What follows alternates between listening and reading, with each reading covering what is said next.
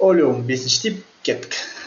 Массасы 20 грамм 10% олеумды 40 грамм 20% күкірт қышқыл ерітіндісіне еріткенде алынған күкірт қышқылының массалық үлесі. Так, бізде олеум деген ол бізде SO3 ерігенде H2SO4-те. Бұл ерітінді бізде 20 грамм дейді, 10%, яғни ішінде еріген SO3 бізде қанша пайыз деген сөз? 10%. Күкірт қышқыл қанша пайыз болады? Сонда 100-ден алып тастаймын, 90%. До конца тауып басылам. 20 граммның 10% бізде 2 грамм, 20 грамм 90% бізде 18 грамм. Осында бізде күкірт қышқылының ерітіндісінде еріткен дейді. Күкірт қышқылының ерітіндісі деген сөз H2SO4 еріген неде? Суда. H2SO4 еріген суда. Бұл бізде 40 грамм ерітінді. 20% ерітінді дейді. Бұл жерде еріген зат бізде күкірт қышқылы, яғни ол 20%. Су бізде қанша болады? 80%. 40-тың 20% бізде 8 грамм, 80% 32 грамм. Бір ерітінді шығады, оның ішінде железа, бетон не болады? Күкірт қышқылы болады. Соның үлесін сұрап жатыр бізден. Алынған ерітін массасы 20 граммды 40 граммда еріткен, яғни алынған ерітін массасы қанша? 60 грамм. Сұрақ былай. Осы 60 граммның ішінде күкірт қышқылы қанша процент деп тұр? Екі стаканды араластырам. Араластырған кезде SO3 пен кім әрекеттеседі? H2O. SO3 қосамыз. H2O түзіледі H2SO4. Так, SO3 бізде 2 грамм. Асты 80. Су бізде 32 грамм. Асты 18. 2-ні 80-ге бөлетін болсақ, 0,100-ден 0,25. 32-ні 18-ге бөлетін болсақ, 1,8. Қайсысы аз? Әрине, SO3-тің молі аз. Бізге күкірт қышқылын табу керек. Не арқылы табамыз? SO3 арқылы табамыз. Бізден ондай пропорция шықты. 2 сызықша X, 80 сызықша 98 деген. Пропорцияны шешетін болсақ, 98-ді көбейтіреміз 2-ге, бөлеміз 80-ге. Нәтижесінде 2,100-ден 45 грамм күкірт қышқылы шығады екен. Сонда, в сумме қанша күкірт қышқылы бар бізде? Бірінші ерітіндіде, бізде қанша грамм күкірт қышқылы бар? 18. Қосамыз. Екінші ерітіндіде бізде қанша бар? 8. Қосамыз. Тағы да қанша түзілді? Күкірт қышқылы 2,100-ден 45. Сонда шығады 28,100-ден 45 грамм. Үлесін таба салатын болсақ, 28-де 45 бөлеміз 60, көбейтіреміз 100-ге. Жауабы 47-де 5%. Мұны жауап қайсы болады бізде? А болады. Жақсы, кеттік. Келесі есеп. Тура осындай есеп просто саналысқан. Сіздер паузаға қойып, есеп шығарып көрсеңіздер болады. Алдыңғы есепке ұқсатып, мен пока шығарып кете берем. Сонымен тексеріп аласыздар. Так, олеум ерітіндісі 8,8 грамм 7%. Кеттік. SO3 еріген H2SO4-те. Бұл бізде 8,8 грамм ерітінді 7%. Мұнда күкірт қышқылы болады бізде бұл жерде 93%. 100-ден алып тастаймын. 8-ді 8-дің 7%-ын тауып алатын болсақ,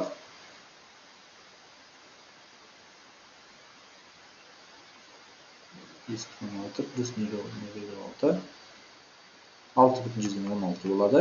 Қосаңыз, күкірт қышқылының ерітіндісін араластырғанда, күкірт қышқылының ерітіндісі деген сөз H2SO4 еріген неде? Суда. Бұл бізде қанша грамм ерітінді дейді? 60 грамм ерітінді 30%. Яғни күкірт қышқылы ішінде қанша пайыз деген сөз? 30%, су 70%. Тауып алсақ, 60-ның 30% бұл бізде 18 грамм, 70% 42 грамм. Нәтижесінде жаңа ерітіндідегі күкірт қышқылының үлесі. Жаңа ерітінді бар, H2SO4 ішінде точно. Соның үлесін сұрап жатыр бізден. Жаңа ерітін массасы қанша болады бізде? 60-ға 8,8-ді қосатын болсақ, 60, 8,8. Ексен қосса қанша шығады? 68,8 грамм. Так, осының үлесін сұрап жатыр. Так, мұнда. Так, күкірт қышқылын алып тастайтын болсақ, мұнда қанша болады?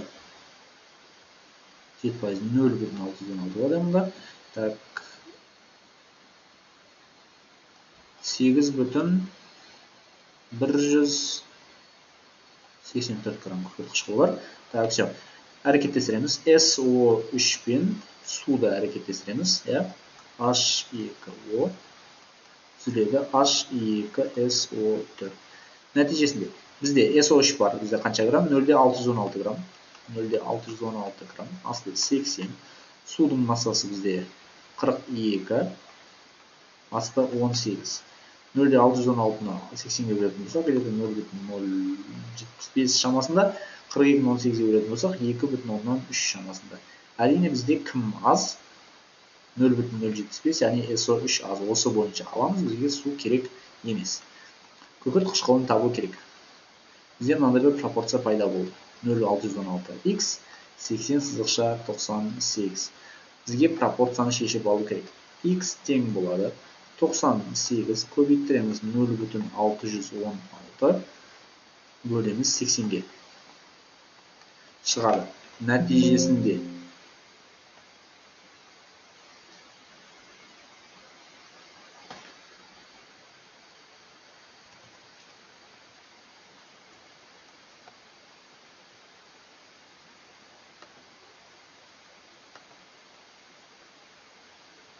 Нәтижесінде бізде 98-ді көбейттіреміз 0,616-ға бөлеміз 80-ге. Нәтижесінде 0,7546 дейтін пайда болады. 0,7546. Сонда в сумме бізде қанша күкірт қышқылы болады? Бірінші ерітіндіде бізде 8,184 грамм күкірт қышқылы бар. 8,184 грамм. Қосамыз. Екінші күкірт қышқылының ерітіндісінде мұнда 18 грамм күкірт қышқылы бар. Және SO3 пен H2O-ның әрекеттесу нәтижесінде бізде қанша күкірт қышқылы пайда болды? 0,7346. 7546. Тең. Есептейтін болсақ.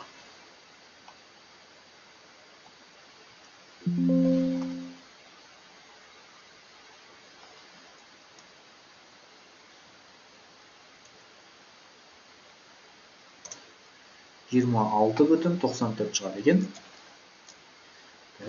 26,94. Енді осының долясын табатын болсақ, күкірт қышқылы бізде қанша грамм екен? 26-да 94 грамм. Осының үлесін табасыз. 26-да 94 бөлеміз 68-ге 8-ге көбейттіреміз 100-ге. Сонда бізде шығады 39-да 15%. Жауап осымен сәйкесті. Қош сау болыңыздар. Барлығыңызға сәттілік. Сіздермен болған Бекзат ағай.